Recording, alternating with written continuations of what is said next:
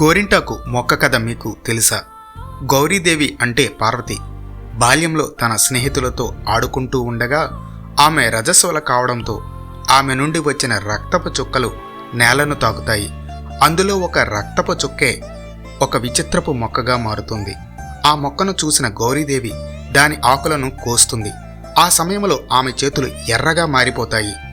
ఇది చూసిన ఆమె తండ్రి పర్వతరాజు అయ్యో, నా బిడ్డ చెయ్యి ఎర్రగా కందిపోయిందని బాధపడతాడు.